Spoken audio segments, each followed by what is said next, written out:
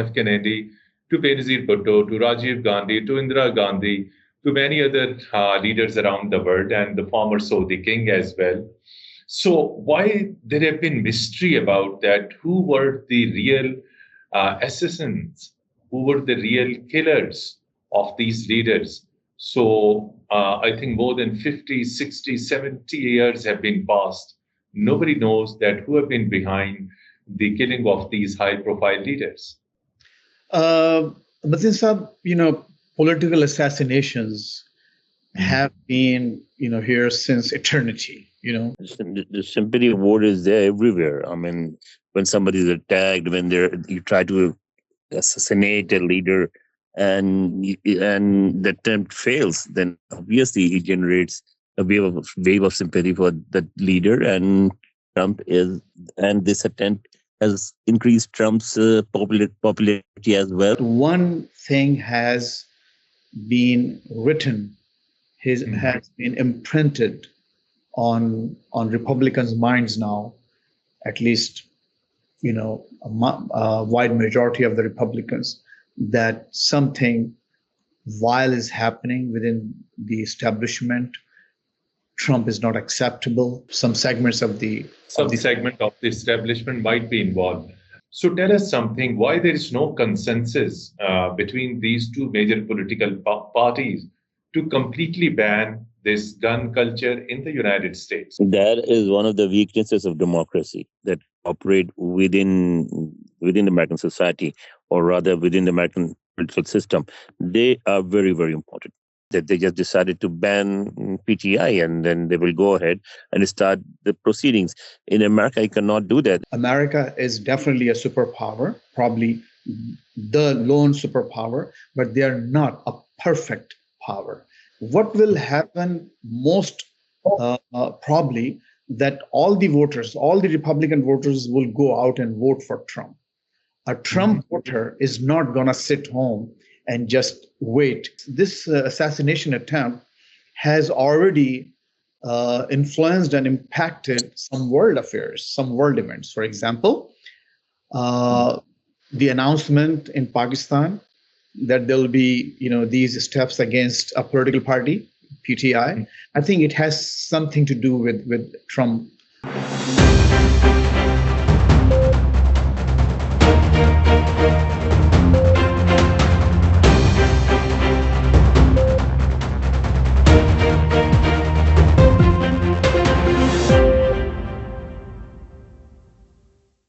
Bismillahirrahmanirrahim. Hello and welcome to program Insight in B News English. Today we'll discuss assassination attempt on former US President Mr. Donald Trump during an election rally in Pennsylvania state in the United States of America. However, former President Mr. Donald Trump got injured and survived in that assassination attempt. But this attempt during the election rally on a former US president raises many valid questions as far as security of the former president is concerned. So one question is whether it's a security lapse. The Secret Service of the United States of America, which is responsible for the protection of the former US president. So this particular incident is a big challenge for the US Secret Service to review its security and to address the gray areas as far as security of the former presidents, particularly Mr. Donald Trump, is concerned. To discuss this particular incident, the security aspects, the high-profile political assassinations in the United States and around the world, why political assassinations have been so mysterious and there have been no conclusions. There have been investigations, but investigation results were kept secret. To discuss this all, we are joined by two renowned analysts. One, Mr. Faiz Rahman, a senior analyst based in Washington.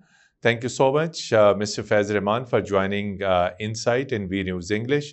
And the other one is Mr. Anwar Iqbal, senior journalist and analyst based in Washington. Thank you so much, Anwar Iqbal Sahab, for joining Insight in V News English. Faiz Rahman Sahab, start from you. Although the typical things that how it happened, Mr. Trump survived, this US Secret Service took him away, All these things have been intensively discussed. But the question arises, United States of America is a superpower of the world. It provides security cover, intelligence support, technology to more than 28 leaders and the governments around the world. And these all leaders and the governments are the supporters, or you may call allies of the United States of America. So, do you think that these governments and these leaders will be now relying on the security and the strategy and the intelligence provided to them regarding the security of their leadership? So, because in their own country, their former president is not safe. So, don't you think that their security strategy is faulty? Faiz Remansa. Thank you, Madin Saab. It's good to be on your show again, and on a different platform though this time. So America, yes, America is a superpower, no doubt about it. But America is not a perfect power, and power has limits to it. America is superpower because of institutions, because of its technology, because of its image, maybe military. But Secret Service is just one small component of that system, their power. So, and I think I remember one of a security experts sometime said that even probably in Pakistan or here in Washington, that the bad guys we have to be 100% right 100% of the times. But a bad guy has to be just one perfect or right once only one time, and it causes the entire damage. So yeah, I mean it's a very sorry state of affairs. It happened, and it happened during a very heated election campaign. But I think to say that the Secret Service is just entirely, totally incompetent, it's not correct. There were some loopholes, and the gunman was basically able to exploit those loopholes. The bad thing is, I mean, even now they can't figure out the motives, and also they can't even unlock the gunman's phone, the iPhone. FBI is still, as we speak, they don't know what was on his phone. And one glaring mistake that has come out, Matin Saab, is the building, the purse that he used, the gunman used, that was not actually searched through. It was not clear. It was not clear. Exactly. So again, there are so many questions, and of course, these questions will give reason for so many other conspiracy theories, and that's what's happening right now in the media, especially. Anwar Iqbal Sahab, as Faiz Sahab said that this Pennsylvania building was not cleared. So one of the Secret Service official speaking to Wall Street Journal also admitted that Secret Service did not sweep Pennsylvania building. So, and they said that instead they relied on local law enforcement agencies. So, what do you make of this particular open confession? So, this also shows either they are incompetent or they are complicit. I think they are not incompetent or complicit. They actually were comfortable because this meeting was held in a rural area where Trump has a lot of support, and they did not expect something like this to happen. I mean, you remember the gunman was also a registered Republican voter.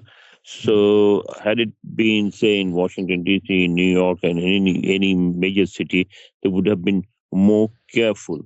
But yeah, mistakes happen. They made a mistake. There can never be a foolproof arraignment. It was not a foolproof arraignment, but I don't think it was a conspiracy or anything. There was obviously the American. I don't think the FBI or the local police or anybody wanted Trump dead. It just happened. Yes, continue, please. It just happened. That's it. Okay, so also tell us that former president, after this assassination attempt, he held Biden administration responsible for this particular attack. So blame game has started. So, what do you make of this? The allegation made by former president directly making the Biden administration responsible. Anwar Saab. This election year, Trump was already very popular. People were saying that he probably will win the November elections. And now this is a God given opportunity for him to make Biden look even worse than what he already is. And so obviously he will use it, he will exploit it, he will make all sorts of allegations, and he will float conspiracy theories that suits him. I mean, everything is allowed in politics and war. Faiz Rahman Saab, there are 26 intelligence agencies in the United States of America, but yet such type of incidents does occur over there. So how you make of this huge intelligence setup, security apparatus, secret service, and these all things, despite these all things, such incidents does take place. Tell us, our viewers, that any progress as far as investigation is concerned, although the main shooter who shot at former US president, he has been shot at, but despite that, is there any sort of investigation underway? I think, well, we know that there are 26 agencies, but there may be many more that we don't know of. So it's especially after 9/11, the focus has been on domestic security matters, and we know even the Homeland Security Department was created after that. It didn't exist before. So we understand, we expect them to be totally foolproof. As I said, I mean, if you're like 0.1% of the times you're wrong and you're incompetent or you're complicit, not incompetent, I would say complicit, you basically lose the battle. And that's exactly what happened here. I mean, going back to your question, whether investigations, yes, of course, it has been ordered at the highest level. President Biden was very prompt, very proactive. He came out, he cut short his visit, to his home state. He came back to Washington, addressed the nation, and issued actually a video message to the nation. So this is very serious time actually for America. Today, as we speak, the convention in Milwaukee, Wisconsin is starting Republican. Trump is saying that he's going to be focusing more on unifying the nation rather than just having a hard-hitting speech or just hitting his opponents. And Trump has a great opportunity at this moment. To me, it's probably a foregone conclusion that yes, he will be elected president on November 5 this year, and Biden would probably most likely lose. But again, there is still a lot of time. There's a lot of confusion within the Democratic Party. But the images, Mateen Saab, which came out of that incident, that unfortunate, basically has solidified the Republican Party's hold on this election campaign. Investigations will continue. It wouldn't alter the course of this election campaign or probably the outcome. Maybe it will take a lot of time. We know even John F. Kennedy's murder, assassination, hasn't been totally, resolved and it still continues to have so many conspiracy theories, especially on the social media.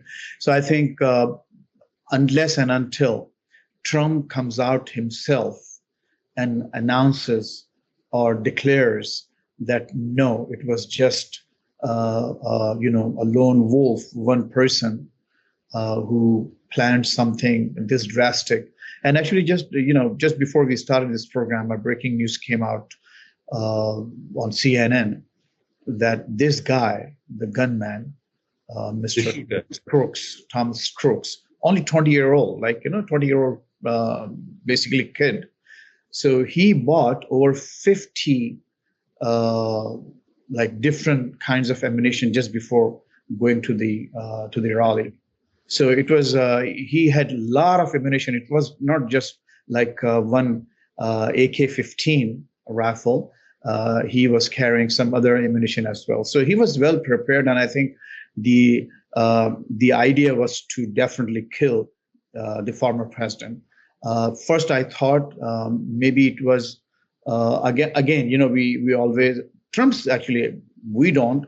Trump has been talking about, his supporters have been talking about the deep state, Yes. and Trump's rhetoric has been to attack those in the deep state. His one of his very, I said, strong supporters, Mr. Steve Bannon. He is constantly harping on this message that there is a deep state out to take out Mr. Trump. So it just gives them a lot of ammunition. So again, I mean, it's a fair question. Where would this investigation lead? But it will take a lot of time. But one thing has been written, has been imprinted on Republicans' minds now. At least, a wide majority of the Republicans, that something vile is happening within the establishment. Trump is not acceptable, and somebody is, or some group, or maybe some segments of the Segment of the establishment might be involved. Anwar Iqbal Saab, Mr. Faiz has raised certain valid points and concerns, particularly when he spoke about that young boy had 50 different type of ammunition and guns. So tell us, because in the past, both parties have been holding debate. There have been a lot of discussion how to ban this open weapon and ammunition in the United States of America, which is posing a threat to the American society, to the public. There have been schools which came under attack. There have been churches which came under attack. There have been hotels and the Islamic centers which came under attack. So tell us something, why there is no consensus between these two major political parties to completely ban this gun culture in the United States? Anwar Saab. That is one of the weaknesses of democracy. In the American democracy, in the American system, the lobbies that operate within the American society, or rather within the American political system, they are very, very important. They influence The lobbies. the lobby. They influence the decision making. They collect funds for candidates. They collect funds for presidential candidates, for members of the Congress, for senators. They influence local politics. They are everywhere, and the gun lobby is very strong. And you see, there is now people are talking about, every time something like this happens, they do talk about it. They start talking about the need to reconsider their gun policy, to place more restrictions. Some people on the left also suggest totally banning the guns, but it never goes beyond a certain limit. About all the talks continue, and as soon as in a month or so, when people forget about the incident, then nobody talks about the gun control also. So I think this is a weakness that is inbuilt in the system, and it will be very difficult to undo the influence of various lobbies in the American political system.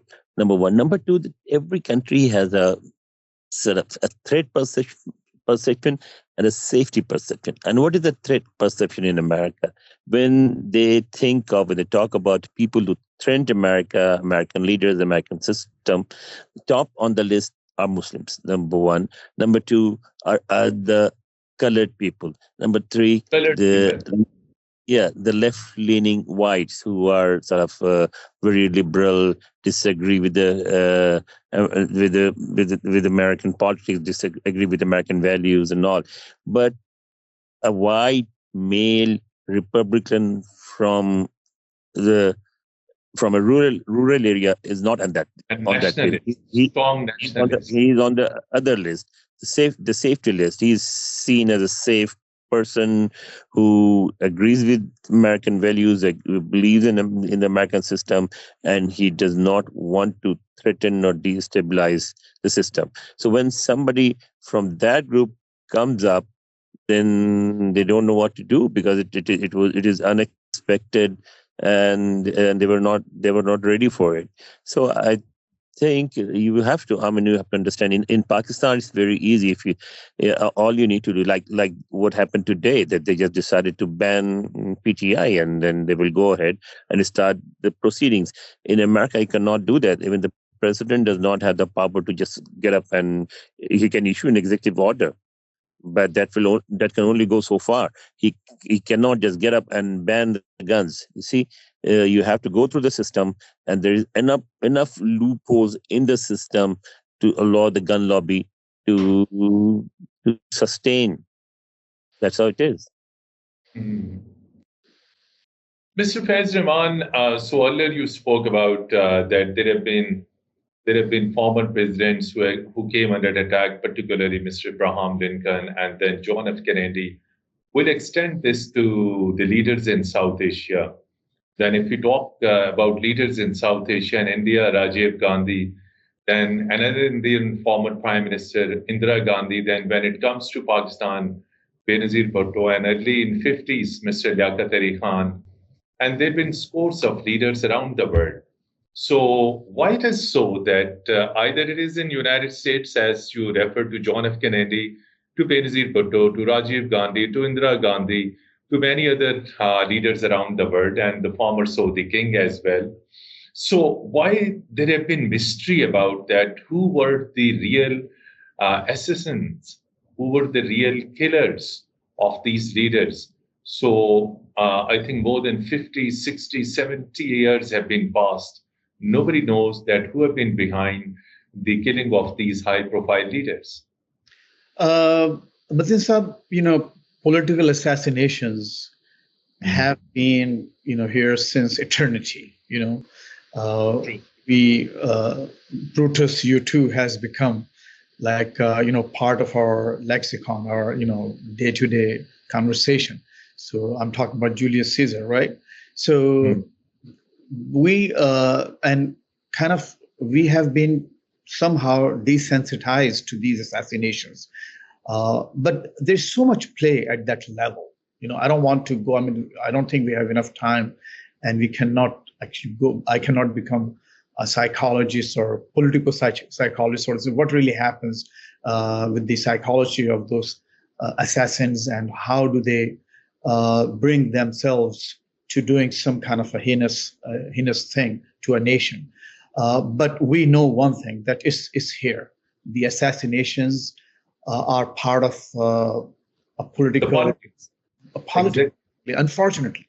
But coming back to America, America has had a very bloodied history.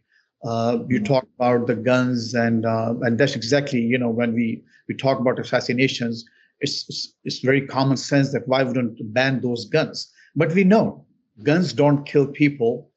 People kill people, right? Guns are just a tool. Beautiful. People kill people. Of course. Exactly. If you before guns, there were swords, there were machetes, there were things that were used to kill people, right? So yes, guns, to ban the guns are probably important to some people, but in looking at American history, America has had, as I said, so much blood and so much turmoil, and it didn't start, on 9/11, like 24 or 23 or 24 years ago. It started way back, the history of civil war. So there's a strong belief in a very large section of the society that first, they don't trust the government. There's a deep-seated distrust for the government. And they know if you don't have weapons, the governments will come out and, do something very bad to you, to your families. So an American is convinced that in order to protect their democracy, their nation, their families, their own person, they have to have those weapons. What kind of weapon? The disc. Okay, so nobody is denying that fact. That right? Yes, you got to have weapons. You got to have guns. But the question is, do you really have to have 50, 60 AK-15s and all those like machine guns? No, you don't. And as Anwar Saab said, yes, of course, Biden can issue an executive order today and ban those guns, at least for some times until the Congress comes back and nullifies that executive order. They have the power with 2/3 votes. But there would be such a backlash against that executive order that no president would dare issue that executive order. So, yes, there are assassinations. This is not the last attempt. This is not the last political assassination in America or in the world at large. They will continue. It's just that they will continue to change the course of history as this one has. This is amazing. The imagery which came out, which has catapulted Trump being, like a hero. People are not discussing his past, and as of we speak, the criminal background and cases before courts. And and just this morning, what happened, Mateen Saab? His case against classified documents, like which was basically so a judge this morning dismissed that case against him. That he took thousands and thousands of secret documents to his residence in Florida, and he was charged. Today, that case was dismissed.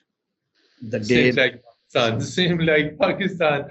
Anwar Iqbal Saab, tell us, as Mr. Faiz is saying, that this particular incident of Pennsylvania can make Mr. Trump as a leader.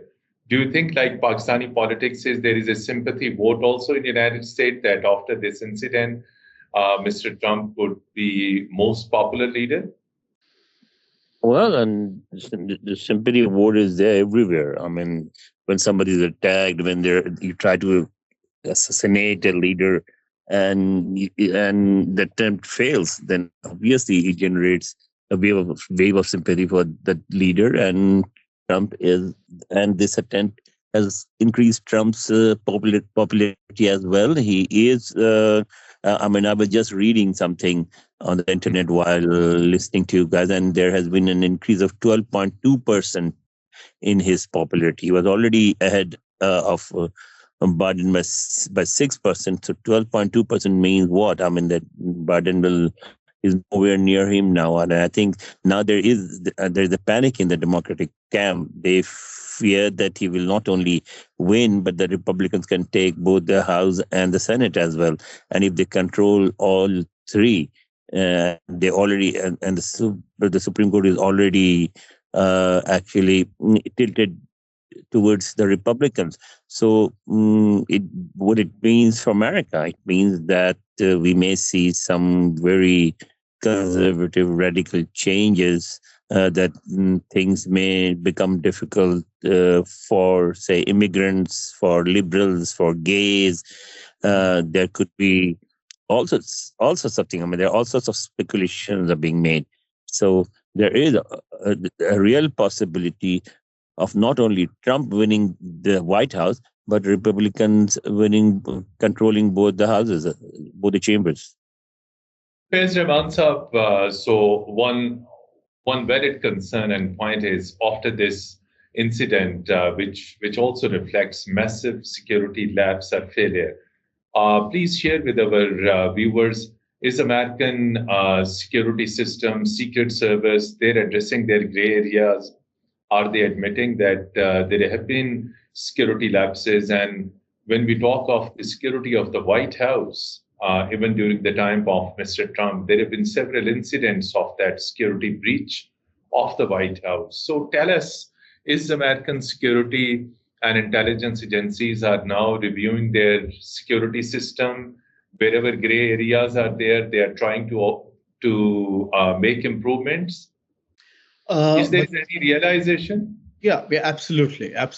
And it's a great question. And looking at the history, the American history, every time there is a tragedy, America has come out stronger. Why? Because they learned from their tragedies, they learned from their mistakes. America is more secure because of 9/11. Presidents are secure today because of the assassination of John F. Kennedy. There have been far fewer incidents, of these attempts in the recent history, since John F. Kennedy was assassinated. So this is something that great about this country. Yes, as I said before, America is definitely a superpower, probably the lone superpower, but they are not a perfect power. They have so many deficiencies in so many areas, but they learn and they come out stronger every time there's something bad happens. Okay, so you asked one question about now what's going to happen with the elections. So the election was basically about, as is the case in most elections, most campaigns, that how if a candidate is able to bring out their voters, he or she basically wins that campaign. In this case, whether there is like some conversion of minds and ideas towards Trump, or maybe Democrats or maybe independent voters now voting for Trump, probably that's not likely to happen. What will happen most probably that all the voters, all the Republican voters will go out and vote for Trump. A Trump voter is not going to sit home and just wait that, they are going to support Mr. Trump. Yeah. And one important side point that I would like to make, I think Trump, this assassination attempt has already influenced and impacted some world affairs, some world events. For example, the announcement in Pakistan that there will be, these steps against a political party, PTI. I think it has something to do with Trump. So what happened in America, because now it's in some minds, or at least in most minds in Pakistan, there's a belief that Trump will win, and he will probably make a call on January 20th, and the things will change in favor of Imran Khan. So I think it may be a far-fetched idea, Matin Saab, but I think the urgency that you saw for them, just coming out and making all those decisions, because then they will have a legal cover. If Trump or anybody from the White House calls next year on, right after taking the oath, so there will be a legal cover to refuse their calls very politely, very submissively. Sir, we cannot, because this is sub judice, and the whole thing is going through a legal process. So that's my understanding. Okay. So we are short of time and concluding. Anwar Iqbal Sahab, just wrap up. So this incident and the future of democracy in Pakistan and in the United States, as Faiz Sahab said, do you think that developments in Pakistan that took place today and the developments in the United States somehow interconnected? Very shortly, in 2 sentences. No, they're not interconnected, but there will be an impact. If obviously, I think even today the State Department is going to address this. The questions will be raised at the briefing, and the State Department will have to comment on it. When you take a step like this, you should expect people around the world to comment and to condemn it. I think if the PTI is actually banned, it will be condemned by almost all major powers around the world. Thank you so much indeed, Mr. Anwar Iqbal, senior journalist and analyst from Washington, and Mr. Faiz Rahman, senior analyst from Washington, speaking to Program Insight in V News English, and throwing light on some of the most important developments in the United States, including the failed assassination attempt on former US President Mr. Donald Trump. Dear viewers, till our next program, goodbye and Allah Hafiz from studios.